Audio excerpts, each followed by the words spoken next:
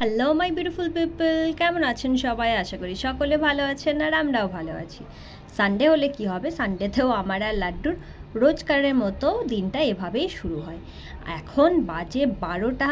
আসলে শনিবার রবিবারটা আমাদের উঠতে অনেকটা লেট হয়ে যায়, তো কি করব, সকালে একটুখানি মানে সকাল না, ওটা দুপুরবেলাতে একটু চাটা খেয়ে গেলাম রান্নাঘরে রান্না করতে।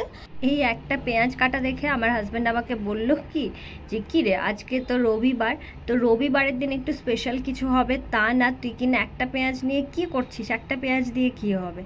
তো আগের দিনও যেরকম আমাকে বলেছিল সব কিছুতে হ্যাঁ দেখে যা, তো কি হচ্ছে দেখে যা দেখে যা, আমিও সেটাই বললাম যে হ্যাঁ দেখতে থাক কি হচ্ছে।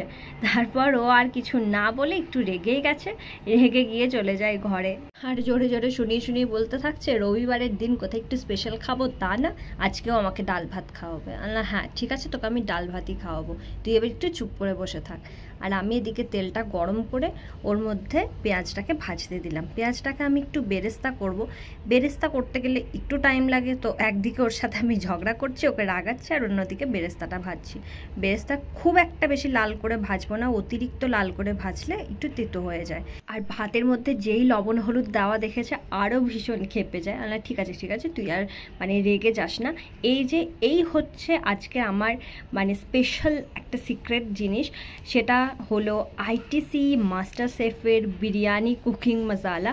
এটা ইজি টু কুক, একদম মানে ব্যাপক একটা মশলা। তো আমি কি করলাম, এটা ওকে দেখালাম, দেখানোর পর শুধু ওকে না আপনাদেরকেও দেখাচ্ছি। এর মধ্যে পুরো পেস্টটা আছে, এর প্যাকেজিংটাও আপনাদেরকে দেখিয়ে দিই কীরকমভাবে প্যাকেজিং করা থাকে। ভীষণ ইজি স্টেপ, এর পিছনে সমস্ত কিছু লেখা থাকে, কিভাবে কি করে বানাতে হবে না বানাতে হবে সমস্ত কিছু। সো এই একটা মশলা যদি থাকে বাড়িতে তো ভীষণ ইজি হয়ে যায়। থ্যাংক ইউ আইটিসি, মানে এত কঠিন রান্নাগুলোকে ইজি স্টেপে দেখানোর জন্য। এই হচ্ছে পেস্টটা।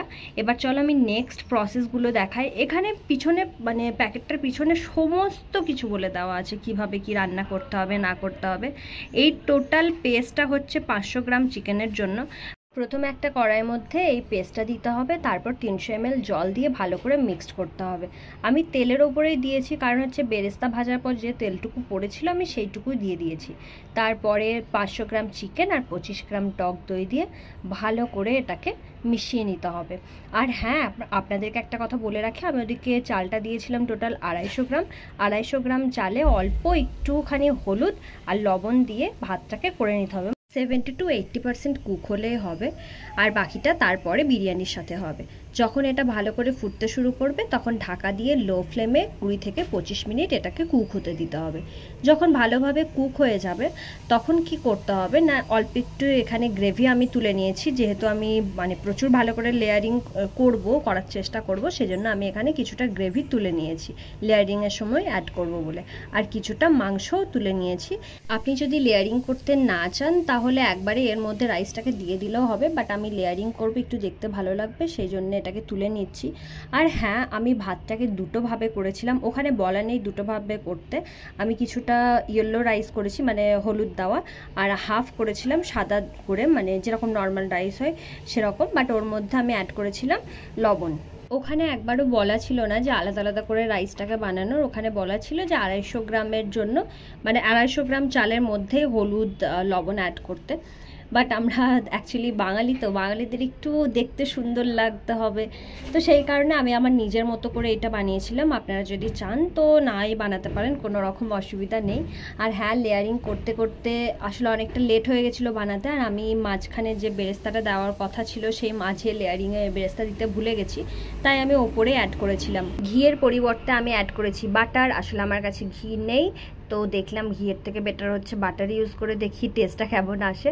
তো দেখলাম না, বাটারের যে সেন্টটা সেটা এসেছিলো, ঘিয়ের সেন্ট হলে অবভিয়াসলি খেতে খুব ভালো হতো। তো যাই হোক, দুধের স্বাদ ঘোলে মিটলেই হবে, কিছু করার নেই। তো এরপর আমি ফয়েল পেপার দিয়ে মুড়ে ভালো করে এটাকে দমে বসিয়েছিলাম।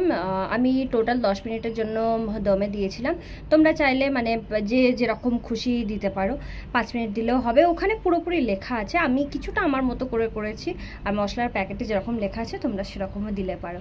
10 মিনিট পর আমি আবার রেস্টে রেখেছিলাম আর 10 মিনিট, যাতে ফ্লেভারটা সুন্দরভাবে ওর মধ্যে মিশে যায়, আর তারপর করে দিয়েছি সার্ভ। সার্ভ করেছি চিকেন হায়দ্রাবাদি দম বিরিয়ানি আর তার সাথে রায়তা। হাজব্যান্ড তো খেয়ে বললো যে দারুণ হয়েছে খেতে, ব্যাস ওর খেতে ভালো লেগেছে যখন আর কিছু বলারই নেই।